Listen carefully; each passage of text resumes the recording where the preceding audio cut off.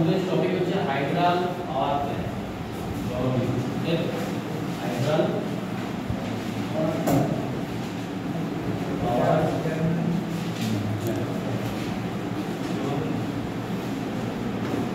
হাইড্রাল power plant জলবিদ্যুৎ। আমরা এই বিদ্যুৎ বা ইলেকট্রিসিটি ইউজ করছি, প্রধানত তৈরি হচ্ছে মানে হয় জলবিদ্যুৎ। কি কি প্রসেস আছে না, আমরা ওয়াটার টারবাইন সাহায্যে হাইড্রাল পাওয়ার প্ল্যান্টে তৈরি করি, প্লাস থার্মাল পাওয়ার প্ল্যান্ট, কয়লাকে বার্ন করে আমরা থার্মাল পাওয়ার প্ল্যান্টে বিদ্যুৎ তৈরি করি। সেটা কিন্তু অপারেশনে বিভিন্ন ধরনের টেকনিক্যাল স্টুডেন্ট, ইলেকট্রিশিয়ান, যার সমস্ত ক্যাটাগরি স্টুডেন্টরা সেখানে কিন্তু যখন তোমরা টোটালি শিখে যাও তোমাদের বিভিন্ন রকম জব রোল। হাইড্রাল পাওয়ার প্ল্যান্ট মানে হচ্ছে আমরা দেখবো কীভাবে আমরা জলবিদ্যুৎ তৈরি করি, তাই না? আমি একটা লেআউট প্রথমে লেআউট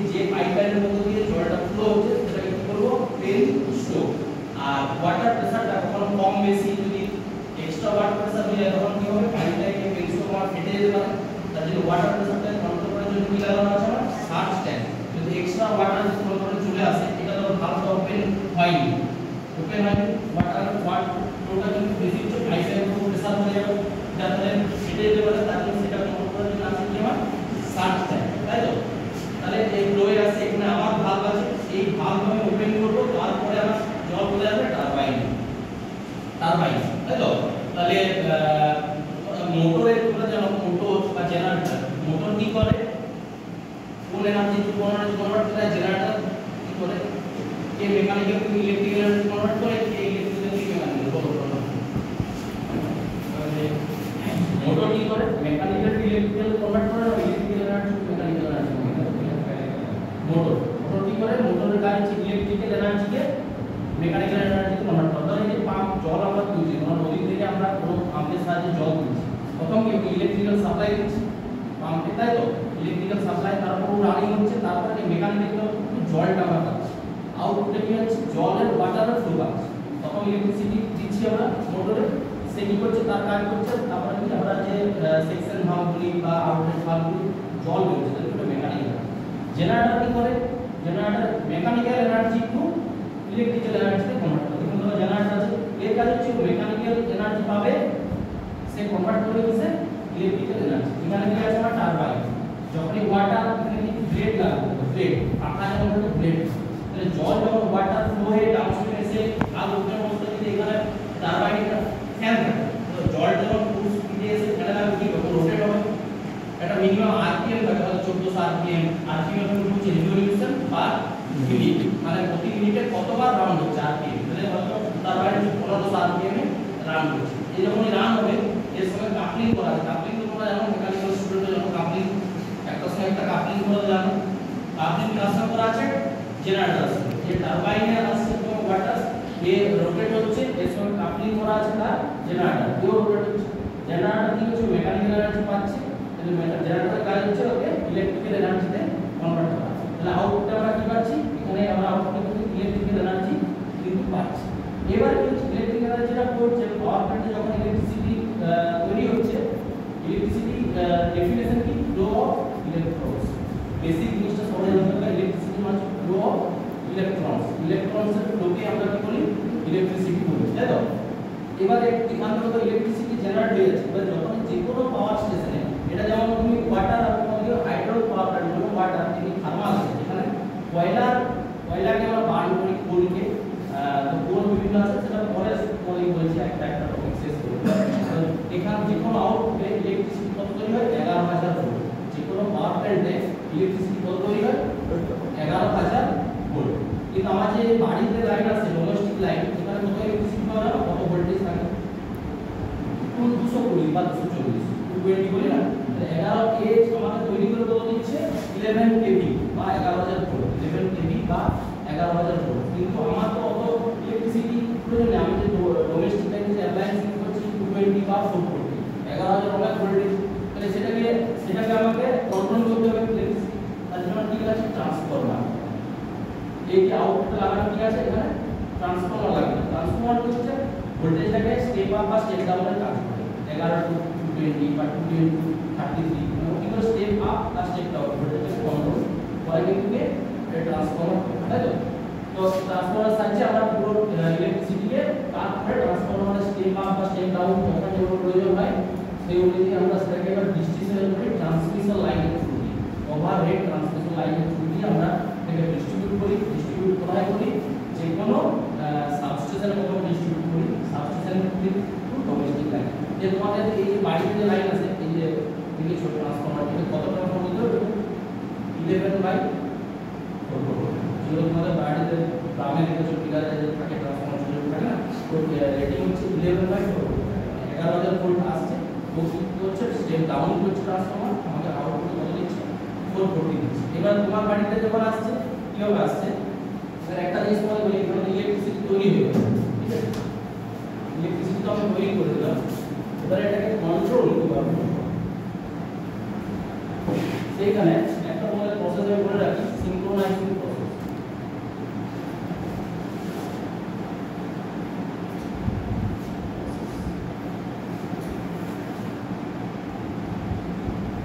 সিনক্রোনাইজিং প্রসেস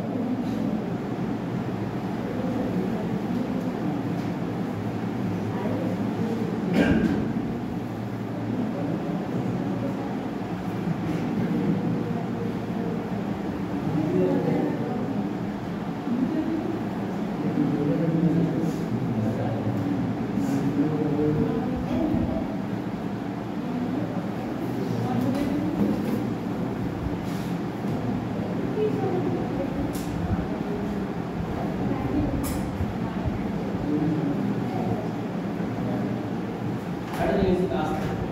তোমাদের মাঝে মাঝে একটা এরিয়াতে ইলেকট্রিসিটি চলে যায়, ঠিক আছে, তো কিছু যদি ইলেকট্রিসিটি আসে তোমাদের ইলেকট্রিসিটি অ্যাভেলেবেল এরকম তো হয় কেন হয়।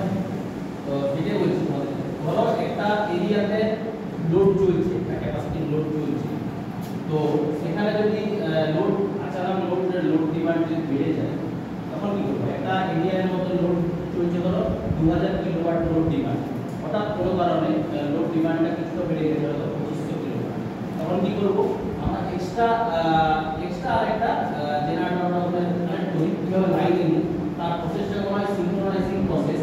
সিনক্রোনাইজিং প্রসেসে আবার তিনটা জিনিস খেয়াল রাখতে হয়। এক হচ্ছে দুটো ভোল্টেজ ম্যাচ করতে হয়। কি কারণে বলো সিনক্রোনাইজিং প্রসেসে কি কি আমাদেরকে মেইনটেইন করতে হয়।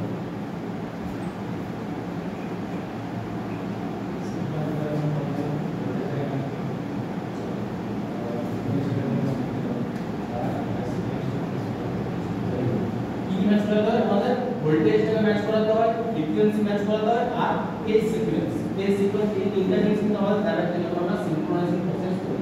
এবার সিনক্রোনাইজিং প্রসেসটা কমপ্লিট করতে গেলে আমার কিন্তু অনেকগুলো মেথড আছে, যেমন dark line method, white one bright method, আর সবথেকে এখন যে সব পাওয়ার প্ল্যান্টে আমরা যেটা ইউজ করি এখন রানিং আমার ম্যাক্সিমাম পাওয়ার প্ল্যান্ট যে ইউজ করি সেটা হচ্ছে সিনক্রোস্কোপ মেথড। সিনক্রোস্কোপ একটা আছে মিটার, যার সাহায্যে আমরা বুঝতে পারি যে দুটো জেনারেটরের মধ্যে ফ্রিকোয়েন্সি ম্যাচ আছে কিনা, বা ভোল্টেজ ম্যাচ আছে কিনা, বা ফেজ সিকোয়েন্স ম্যাচ আছে কিনা। সেই প্রসেসটা হলো সিনক্রোস্কোপ প্রসেস। তো কিভাবে করি আমরা সিনক্রোস্কোপ প্রসেস? তিনটা জিনিস ম্যাচ করায়, মনে রাখো ভোল্টেজ ম্যাচ করায়, দুটোর মধ্যে যার মধ্যে ফেজ সিকোয়েন্স ম্যাচ করায়, আর ফ্রিকোয়েন্সি ম্যাচ করায়। আমার ইন্ডিয়াতে ফ্রিকোয়েন্সি কত তো জানো? কত হার্টজ? আমাদের অল ইন্ডিয়াতে আইডিয়াল ফ্রিকোয়েন্সি কত ধরা হয়? এসিতে 50 হার্টজ, আর কিন্তু আদার্স কান্ট্রিতে কিন্তু 60 হার্টজ অনেক জায়গায় ইউজ হয়। 50 হার্টজ আমাদের অল ইন্ডিয়াতে আইডিয়াল ফ্রিকোয়েন্সি হচ্ছে 50 হার্টজ। ফ্রিকোয়েন্সি ইউনিট তাহলে হার্টজ, ফ্রিকোয়েন্সি ইউনিট কি হার্টজ। আর অল ইন্ডিয়া আদার্স কান্ট্রিতে কিন্তু 60 হার্টজ পর্যন্ত কিন্তু ফ্রিকোয়েন্সি ইউজ করা হয়, তাই তো? তো এটা যেমন কমন বাসবার সঙ্গে অ্যাটাচ আছে জেনারেটর 1, আর এই কিন্তু লাইনে নেওয়া আছে যখন বাসবারের সঙ্গে কানেক্ট আছে জেনারেটর 1, এই লোড কিন্তু কমন বাসবারে কিন্তু লোড ডিস্ট্রিবিউট করছে। এবারে কিন্তু জেনারেটর 2 কিন্তু ডিটাচ আছে, যখন আমার ম্যাক্সিমাম লোড ডিমান্ড যদি বেড়ে যায় তখন একে আমরা লাইনে কানেক্ট করব, যখন আমার ডিমান্ড বেড়ে যাবে, তাই তো? ডিমান্ড কখন বেড়ে যাবে? এ অলরেডি লাইনে জেনারেটর 1 কিন্তু লাইনে কানেক্ট করা আছে আমার কমন বাসের সঙ্গে। এবারে হচ্ছে যখন লোড ডিমান্ড বেশি হবে তখন আমরা কিন্তু জেনারেটর 2 কে লাইনে দেব। কিন্তু তুমি এর ভোল্টেজ ফ্রিকোয়েন্সি ফেজ সিকোয়েন্সি আলাদা হয়, এর যদি ভোল্টেজ ফ্রিকোয়েন্সি ফেজ সিকোয়েন্স আর ভোল্টেজ ফ্রিকোয়েন্সি আলাদা হয়, তাহলে আমি যখন যদি একে লাইনে অন করে দিই ডাইরেক্ট, তাহলে কিন্তু শর্ট সার্কিট হয়ে যাবে। কারণ এই বাসবারে এর থ্রুতে যে ভোল্টেজ ফ্রিকোয়েন্সি বা ফেজ সিকোয়েন্সি আলাদা হয়, আর এর ভোল্টেজ ফ্রিকোয়েন্সি ফেজ সিকোয়েন্সি আলাদা হয়। যদি একে আমরা লাইনে নিয়ে নিই, যদি লোড ডিমান্ড বেশি থাকে, যদি ডাইরেক্ট লাইনে নিয়ে নিই, কোনো রকম সিনক্রোস্কোপ মেথড সিনক্রোনাইজিং প্রসেস ইউজ না করে, তাহলে শর্ট সার্কিট হয়ে যাবে, আগুন লেগে যেতে পারে, অনেক কিছু অ্যাক্সিডেন্ট হতে পারে। তাহলে কি আমার কি করতে হবে? আগে এর সাথে একে আমাদের ম্যাচ করাতে হবে কি ভোল্টেজ ফ্রিকোয়েন্সি ফেজ সিকোয়েন্সি, তারপরে একে আমরা লাইনে দিতে পারবো। সেই প্রসেসটাকে কি বলছি আমরা? সিনক্রোনাইজিং প্রসেস। এবার কি করি আমরা, কিভাবে অ্যাডজাস্ট করি? স্পিডকে কন্ট্রোল করে, অল্টারনেটর টারবাইন স্পিডকে কন্ট্রোল করে আমরা কিন্তু ফ্রিকোয়েন্সি ভোল্টেজ এগুলো ম্যাচ করতে ডিটেইলসে আরো উন্নত হবে। এখন শুধু জেনে রাখো এই প্রসেস। তাহলে কি ওয়াটারটা হাইড্রোলিক পাওয়ার প্ল্যান্টে আমরা কি করব? প্রথমে কাঁচামাল হিসেবে কি ইউজ করব? ওয়াটার ইউজ করব। ওয়াটারকে ড্যাম থেকে ফ্লো করালাম, ফ্লো করলো কিসের? পেন স্ট্রোকের মাধ্যমে, সেখানে সার্চ জায়গায় সব কিছু কাজ করে দেখবে। এবারে সেটা করলো টারবাইনের সঙ্গে কাপলিং আছে তার জেনারেটর কি করে আমাকে mechanical energy to electrical energy convert করে। এবার ইলেকট্রিক্যাল এনার্জি মানে যেটা আমরা পাওয়ার প্ল্যান্ট যখন ইলেকট্রিসিটি জেনারেট হয় 11 কেভি জেনারেট হয়। যে কোনো পাওয়ার প্ল্যান্ট যখন ইলেকট্রিসিটি জেনারেট হয় কত হয়? 11 কেভি জেনারেট হয়। এবারে তোমরা বলতে পারো যে তোমরা লক্ষ্য করেছো ইলেকট্রিসিটি কখন 11 কেভি, 33 কেভি, 66 কেভি, এরকম 11 এর রেশিওতে কিন্তু দেখবে যা 66 কেভি, তোমরা বলবে 2 কেভি, 25, আর একমাত্র ইলেকট্রিক ট্রেনেই দিবে 25, বাকি 66 কেভি এরকম 57 কেভি, 58 কেভি এরকম লক্ষ্য করবে। এটা কেন হয়? এটা কম্প্যাক্টর সাইনুসয়েডাল ওয়েভফর্ম, কম্প্যাক্টর 1.11 রেশিওতে হয়। এই জন্য যখন ইলেকট্রিসিটি 11 এর রেশিওতে হয়, 11 33 66 1 3, ঠিক আছে? তো হচ্ছে ব্যাপার। এইবারে ট্রান্সফরমারটা আমরা তো ইলেকট্রিসিটি জেনারেট করলাম, তারপর আমরা কি ইলেকট্রিসিটি যাচ্ছে আমরা কোথায় পেয়েছি ট্রান্সফরমার, মেন লিড রোলটাকে পালন করে, তারপরে পালন করে ইলেকট্রিক ট্রান্সফরমার। ট্রান্সফরমারটা কি করে একটু বলি।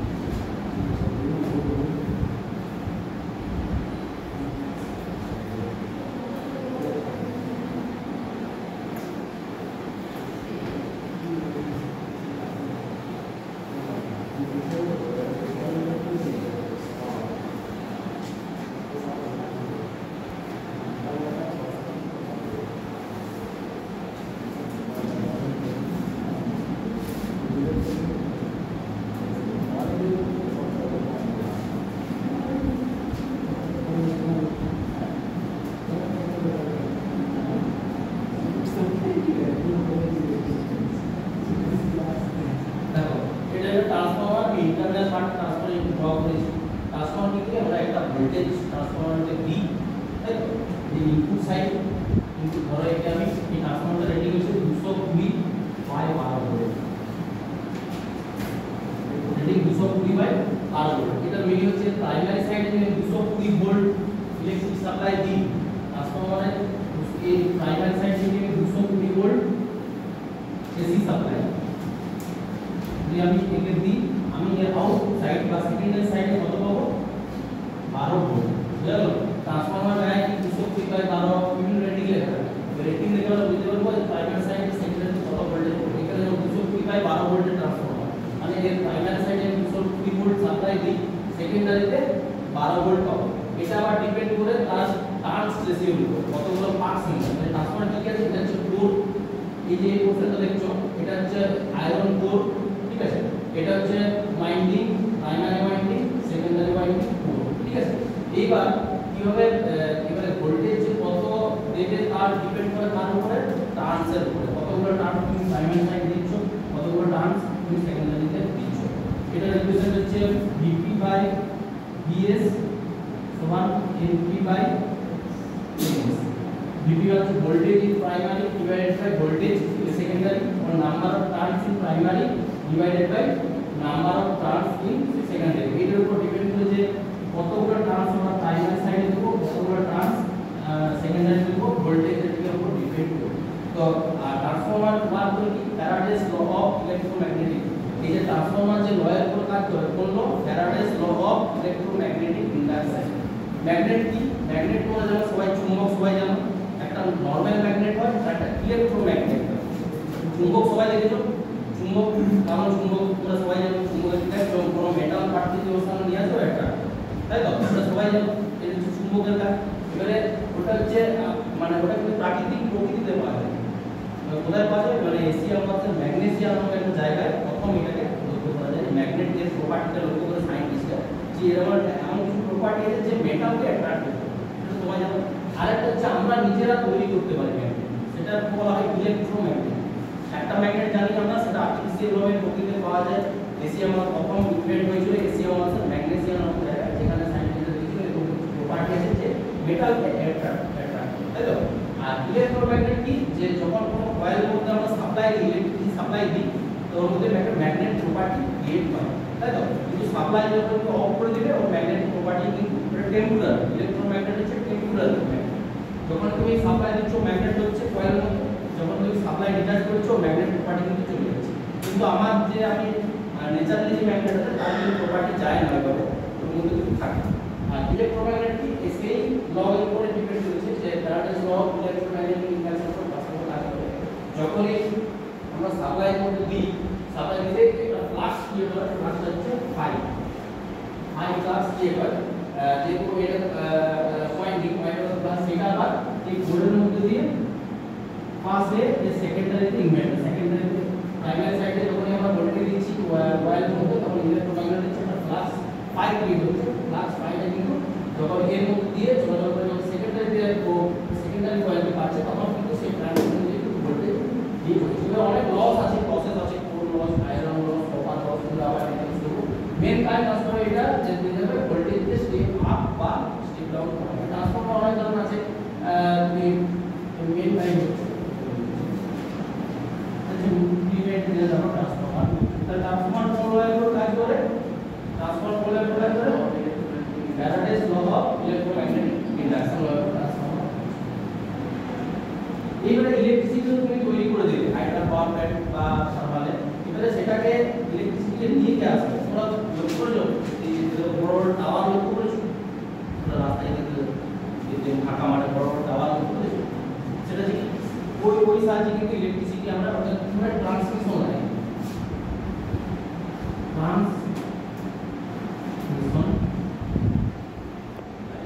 ট্রান্সমিশন লাইনের সাহায্যে ইলেকট্রিসিটিকে এক জায়গা থেকে আরেক জায়গা, ধরো পুরো পাকমুন্ডিতে ধরো ইলেকট্রিসিটি তৈরি হচ্ছে, ওয়াটার টারবাইন আছে, ইলেকট্রিসিটি তৈরি হলো, এবারে আমার প্রয়োজন বাঁকুড়া জেলাতে ইলেকট্রিসিটি, তো সব জায়গায় করে আমার ইলেকট্রিসিটির প্রয়োজন হলো বাঁকুড়া, তাহলে পাকমুন্ডি টু বাঁকুড়াতে ট্রাভেল করা যাবে ইলেকট্রিসিটি, তাই তো ট্রাভেল তুমি তো বাসে ট্রেনে চলে যেতে পারো, ইলেকট্রিসিটিটা সঠিক প্রসিডিওর মেইনটেইন করে তোমাকে ওখানে ট্রাভেল করাতে হবে, তাই তো।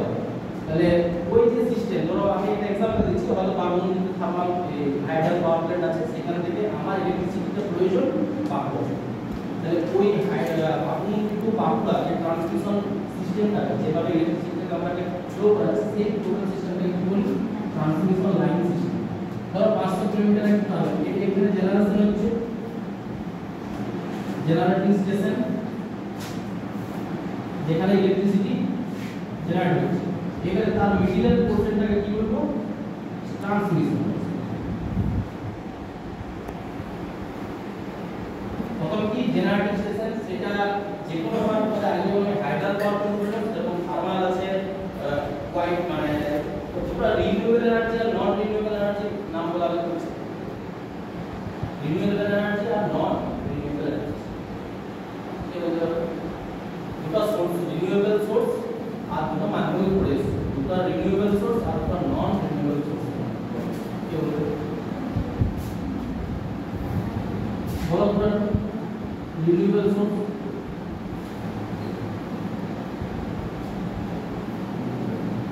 কি বলতে পারো, বাংলায় কি বলে, পুনর্বিকিরণযোগ্য আর নন পুনর্বিকিরণযোগ্য কি বলা যায় বাংলায়, বুঝতে পারছো, যেটা আমরা একবার শেষ হয়ে গেলে প্রকৃতিতে আর পাওয়া যাবে না, যেটাকে আমরা কি বলি নন রিনিউয়েবল, আর রিনিউয়েবল মানে কি যেটা আমরা নিজেরা তৈরি করতে পারি, বাংলায় কি বলে পুনর্বিকিরণযোগ্য কিছু একটা বলে, যেমন কয়লা, কয়লা কোল একবার শেষ হয়ে গেলে কি আর পাওয়া যাবে, পেট্রোল, পেট্রোল যেটা নন রিনিউয়েবল না রিনিউয়েবল, নন কিন্তু রিনিউয়েবল এনার্জি বলবো, রিনিউয়েবল এনার্জি জল, জল থাকবে, সানলাইট, সোলার, এখন সোলারের উপর গভর্নমেন্ট এত কেন জোর দিচ্ছে, পৃথিবী যতদিন সূর্য ততদিন, তাহলে সোলার, এই সোলার উপর প্রচুর কাজ কেন হচ্ছে, যে সমস্ত এনার্জি যদি আমাদের যে সিস্টেমটা রানিং আছে, যে বাইক চলে যাচ্ছে, পেট্রোল ডিজেল একদিনে কিন্তু খতম হয়ে যাবে, তো এখন যে ব্যাটারি স্কুটি আসছে, ব্যাটারি চালিত সব কিছু আসছে, বা সোলার প্লেট ইলেকট্রিসিটি আমাদের সোলার সিস্টেম আছে, তাহলে সূর্য সানলাইট কাজে নিয়ে আমরা সোলার সিস্টেম, কারণ সূর্য পৃথিবী যতদিন প্রেজেন্ট সূর্য কিন্তু ততদিন থাকে, বা ওয়াটার জলের সোর্সে কাজে লাগিয়ে, তাই তো, বা টাইডাল বা এয়ার টারবাইন, যেটা আমরা বায়ু হাওয়াকে হাওয়া শক্তি কাজে, বায়ু শক্তি যেটা বলি বাংলায়, সেটা থেকে কিন্তু ইলেকট্রিসিটি তৈরি করা ইনভেন্ট চলছে, এগুলোর উপর বেশি জোর দেওয়া হচ্ছে, সোলার, ওয়াটার, তারপর বায়ু শক্তি যেটা এয়ার, তাই তো, কারণ আমার কাছে কি কয়লা, পেট্রোল, ডিজেল এগুলো কিন্তু একটা লিমিটেড আছে, একদিন কিন্তু সেটা, কিন্তু আমার তো এত বড় সিস্টেমটা আমার ওয়াটার সেটা তো বন্ধ করতে পারে না, তাহলে সেই পুরো সিস্টেমটা আবার আমি কিন্তু ব্যাকআপ এখন থেকে রেডি হচ্ছে, ওই এনার্জিগুলো যখন কিন্তু আর পাওয়া যাবে তখন আমি এই এনার্জিগুলো দিন দিন কিন্তু ডে বাই ডে এখন অনেক সুবিধা ব্যাটারি সুবিধা আছে, এই টোটো চলে কি সেটা, তাহলে এমন কিছু সিস্টেমটা এরকম হয়ে আছে, তাহলে ট্রান্সফার বললাম, তো পুরো সিস্টেমটা কিন্তু হাতরা একটা জেনারেটিং স্টেশন, যেখানে ইলেকট্রিসিটি তৈরি হচ্ছে, সেটাকে আমরা কি বলি জেনারেটিং স্টেশন, সেটা থার্মাল হতে পারে, হাইড্রোল হতে পারে, বা সোলার হতে পারে বা এয়ার হতে পারে বা টাইটাল হতে পারে, যে কোনো প্রকার জেনারেটর এখানে ইলেকট্রিসিটি জেনারেটর। দ্বিতীয় মাঝের প্রসেসটা কি ট্রান্সমিশন, যে তোমার কোনো এক জায়গায় দিয়ে হচ্ছে আর এক জায়গাটা ওকে ট্রাভেল করানো ইলেকট্রিসিটি, তার তো প্রসিডিউর আছে কন্ডাক্টরের সাথে এখানে স্ট্রাকচার আমরা সেখানে পুরো ফুলি সিস্টেম আছে, যেটা একটা ক্লাসের কমপ্লিট হবে না আর ক্লাস আছে। সেই সিস্টেমটা কি হলো না ট্রান্সমিশন। এবার ট্রান্সমিশন করে ওটা করতে যাচ্ছে কোনো সাবস্টেশনে যাচ্ছে, প্রতি এরিয়াতে দেখবে সাবস্টেশন আছে, ইলেকট্রিক্যাল সাবস্টেশন, ওখান থেকে ডিস্ট্রিবিউশন হচ্ছে। ডিস্ট্রিবিউশন কোথায় যাচ্ছে? এই যে আমাদের কলেজে আসছে, তোমার বাড়িতে আসছে, ডোমেস্টিক। ধরো এখানে জেনারেটর হলো তৈরি হলো 11 কেভি, ঠিক আছে? কত হচ্ছে কোন পাওয়ার প্ল্যান্টে কত তৈরি হয় 11 কেভি, কারণ আরোটাও বললো তাহলে 11 33 60 হয়, আরোটা কম ভেক্টর 1.1 রেশিও তো বাকি আছে, তাই তো টাইম জিরো বের করব। ধরো 11 কেভি জেনারেটর হলো, এবারে ট্রান্সমিশন হচ্ছে, মানে লং ডিসটেন্স দিয়ে ট্রান্সমিশন করানো হয়। এই ভোল্টেজ দিয়ে আমার কিন্তু এফিসিয়েন্সি আমরা কিন্তু খুবই পাবো না, এফিসিয়েন্সি ডাউন হবে। আর যেটা electric transformer circuit step up করা হয়। ধরো আমি 11/132 কেভি করব, সেই 132 কেভিতে কিন্তু ট্রাভেল করলো কিসের সাহায্যে? ট্রান্সমিশন লাইনের সাহায্যে ট্রাভেল করলো। এই কোথায় গেল? কোনো সাবস্টেশনে, সাবস্টেশন ডিস্ট্রিবিউশন সিস্টেমে প্রথমে আসে কিন্তু কোথায়? সাবস্টেশন। সাবস্টেশন হলো কত? সাবস্টেশন কত হলো 132। এখান থেকে আমি আবার স্টেপ ডাউন করলো কততে? 11 কেভি। আমার 11 কেভি, সেইটা এবার ডিস্ট্রিবিউশন হচ্ছে কোথায়? আমার বাড়ি পর্যন্ত আসতে হবে। আমি তো এই ভোল্টেজ থেকে আমার বাড়িতে কাজে লাগাতে পারবো না। আমার বাড়িতে কত ভোল্টেজ আছে? 220 440 ম্যাক্সিমাম হলে 220।